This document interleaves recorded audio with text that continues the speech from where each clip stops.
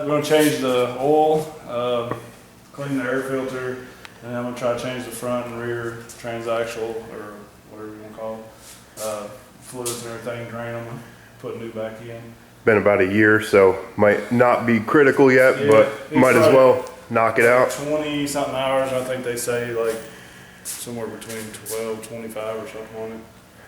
Okay, so we got the diff fluid changed out on the rear. We're going to do the engine oil now, so walk us through it, man. So with the dry sump, pull your caps just so it'll drain. Alright, go ahead. Alright, so when we pulled the plug on the dry sump, we tried to catch it with a funnel just to guide where the oil was going to go. You definitely don't need to do that. It's got a long way to fall, but it's going to fall straight, so no worries. Good review on Craftsman drills. You don't chuck for shit.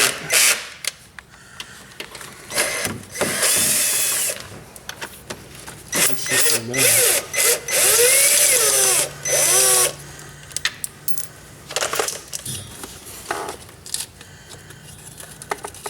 There you go.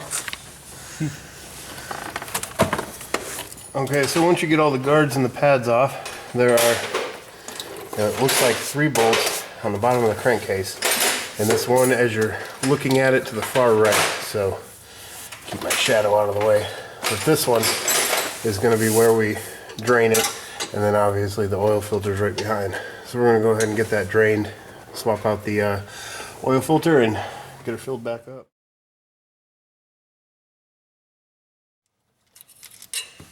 Alright. Alright, we'll get that guard back in there.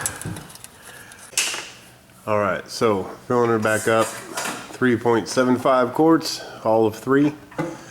3/4 of the 4th. She'll be ready to rock and roll again. Go take a ride.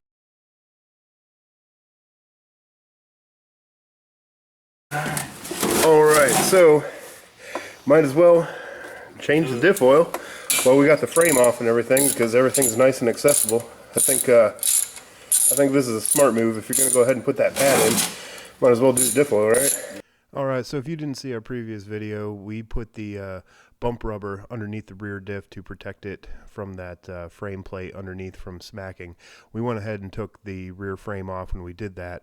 If you do that, that is the perfect time to go ahead and change the rear transaxle fluid because it's much more accessible to get to. If not, you're probably going to have to put a hole in the bottom of that frame just so that you can drain the fluid out properly.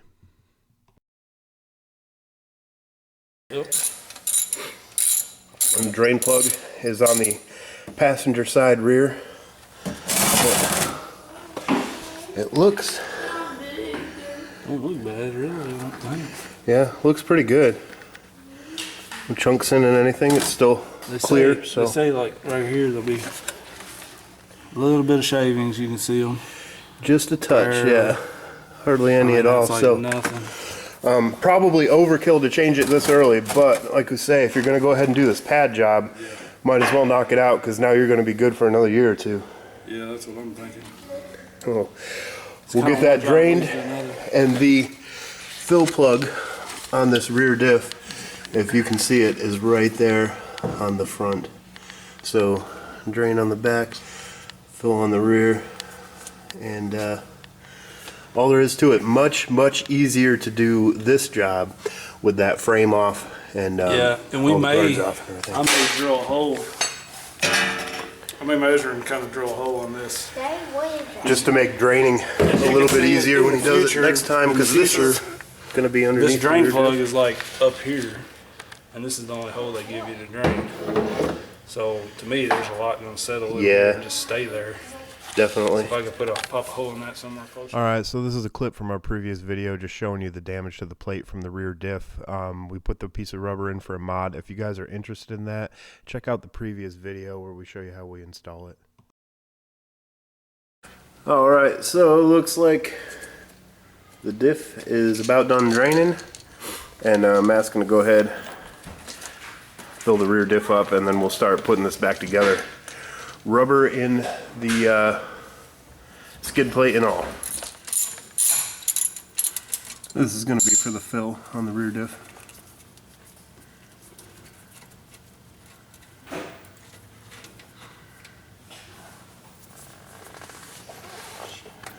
Fuck.